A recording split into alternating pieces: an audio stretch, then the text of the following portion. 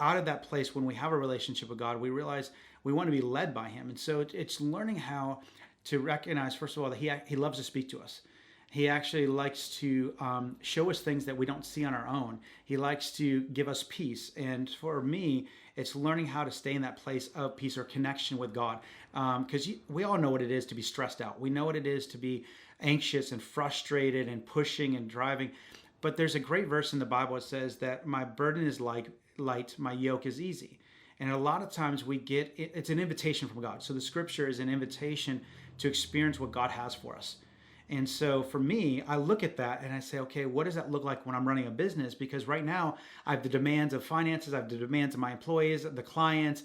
And so it's learning for me to pull back and say, okay, if it's become heavy, I've actually taken on something that I'm not supposed to, because He's invited me to walk in peace. Like for me, that peace is, it's not heavy, it's light. It's this awareness of clarity. It's an awareness of understanding what's happening versus being, I gotta go. I mean, I'm just reacting instead of responding to the situations.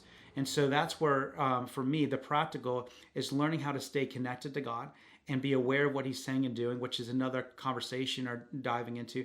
But then not being sucked into the culture that we have right now, which is you've got to push, you got to drive, you got to be successful, you got to, you know what it is. And so it's pulling back the lanes, like what's really important right now? Okay, what am I supposed to be focusing on? And so for me, what I do is I ask the Lord, I ask God, okay, am I even supposed to take this project? Am I supposed to go in this direction? And for me, with my relationship with God, when I lose that peace or that clarity and it gets muddy and it gets heavy, I knew that's my warning flag. Like, stop, train track, stop, there's a train coming through. And so I pull back and I just say, okay, where did I get off? And so I think a practical way is just learning not to ignore those red flags that go up where you get anxious and frustrated and worn out. It's like, okay, what just caused me to get there? I just disconnected from God and I need to get reconnected.